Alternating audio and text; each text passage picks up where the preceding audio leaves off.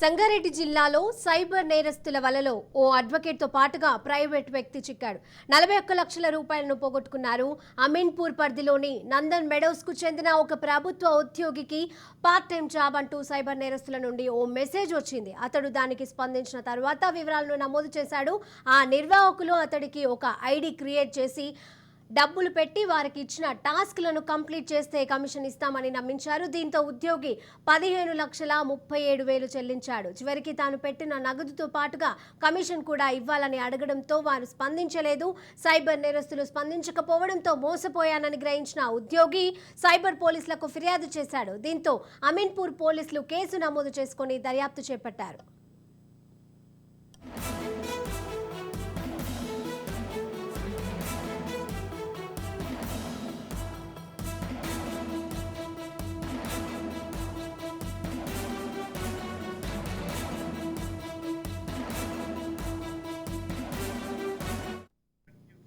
HMT Swarnapuri కాలనీకి చెందిన advocate నకిలీ ఆన్లైన్ ట్రేడింగ్తో 25 లక్షల రూపాయల 71,000 పోగొట్టుకున్నాడు. జనవరి 8వ తేదీన ట్రేడింగ్కు సంబంధించిన ఒక మెసేజ్ వచ్చింది. దీంతో అపరిచిత వ్యక్తి చెప్పిన విధంగా ఆన్లైన్ ట్రేడింగ్లో అకౌంట్ కోసం తన వివరాలను యాప్లో నమోదు చేశాడు. దీంతో ఆ అడ్వకేట్ నగదును ఆన్లైన్ ఇన్వెస్ట్ చేస్తూ వచ్చాడు. పెట్టిన నగదుతో పాటుగా లాభాలు చూపిస్తూ అపరిచిత వ్యక్తి వచ్చాడు. అయితే బాధితుడు పలు దఫాలుగా 25,71,000 ఇన్వెస్ట్ చేసి తాను పెట్టిన నగదుతో పాటు వచ్చిన లాభాలను ఇవ్వాలని అడగగా అపరిచిత వ్యక్తులు స్పందించలేదు.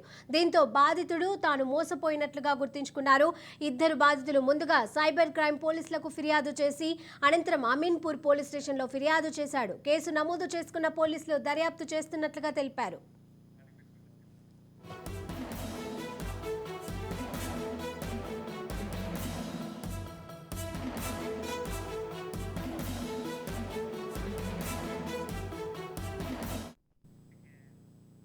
సంగారెడ్డి జిల్లాలో సైబర్ నేరస్తుల వలలో ఓ అడ్వకేట్తో పాటుగా ఒక ప్రైవేటు వ్యక్తి చిక్కాడు.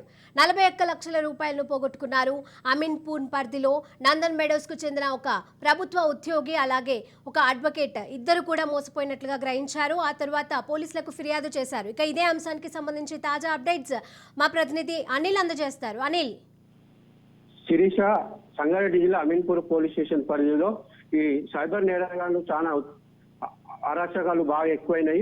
ఈ మధ్య ఈ పోలీస్ స్టేషన్ పరిధిలో జనవరి నుంచి ఇప్పటి వరకు 48 కేసులు నమోదైనాయి అమీన్పూర్ పోలీస్ స్టేషన్ లో. ఇప్పుడు తాజాగా మన 8వ తారీఖు ఒక అడ్వకేట్ తోని ఆన్లైన్ లో స్టార్టింగ్ చేయగా అతను దానికి స్పందించాడు. మెసేజ్ కు స్పందించడంతో వాళ్ళు ఆ మెసేజ్ కు స్పందించి వాళ్ళు రిప్లై పంపడం, ఇతను స్పందించడంతో దాన్ని ట్రేడింగ్ కు అలవాటు పడి ట్రేడింగ్ తో డబ్బులు వాళ్ళు వేయడం జరుగుతుంది. వేసిన కొద్దీ అతను వాళ్ళు లాభాలు చూపించడంతో 15 లక్షల రూపాయలు అతను వాళ్ళ అకౌంట్ లో వేయడం జరిగింది. 15,37,000 రూపాయలు. అది వేసినాక అతను లాభాలు ట్రాన్స్ఫర్ చేయమనడంతో అప్పుడు వాళ్ళు సైబర్ నేరస్తులు వాళ్ళు స్పందించకపోవడం జరిగింది. అయితే అతను సైబర్ క్రైమ్ పోలీసులో ఫిర్యాదు చేయడం జరిగింది. అదేవిధంగా హెచ్ఎంటీ స్వర్ణపురి కాలనీలో ఇంకో అతను అదే విధంగా వాళ్ళ మెసేజ్ స్పందించి 20,71,000 రూపాయలు వాళ్ళ అకౌంట్ లో వేయడం జరిగింది. ఆ లాభాలు రావడంతో అతను అత్యాశకు పోయి మొత్తం డబ్బులు 20,71,000 రూపాయలు వాళ్ళకు చెల్లించడం జరిగింది. చెల్లించిన తర్వాత లాభాలు చూసి అతను వాళ్ళను అమౌంట్ ట్రాన్స్ఫర్ చేయమంటే వాళ్ళు చేయక వాళ్ళు స్పందించడం మానేయడంతో అతను మోసపోయినని గ్రహించి సైబర్ క్రైమ్ కు కంప్లైంట్ చేశారు.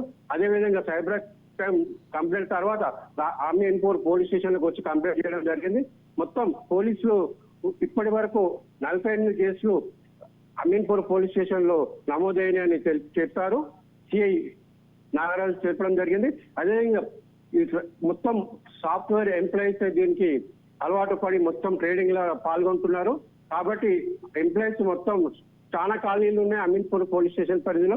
అందరూ ఉద్యోగులు దాన్ని గమనించి ఈ సైబర్ నేరాలు పడవద్దు అని చెప్పి చెప్పడం జరిగింది. Sirisha. Right, thank you Anil.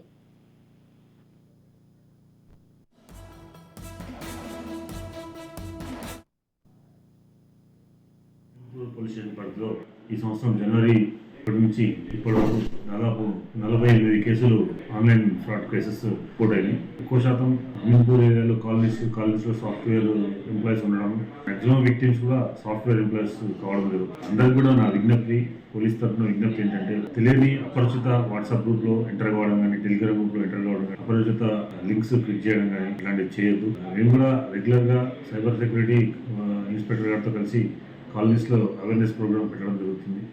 అయినప్పటికీ కూడా చాలా వరకు విక్టిమైజేషన్ అవుతుంది. దయచేసి పోలీస్ తరఫున అందరికీ విజ్ఞప్తి ఏంటంటే, ఇలాంటి ఈ ఫేక్ ఆన్లైన్ ట్రేడింగ్స్ కానీ, ఫేక్ ఆన్లైన్ అప్లికేషన్ కానీ, ఫేక్ ఆన్లైన్ వెబ్సైట్స్ కానీ యూజ్ చేయొద్దు.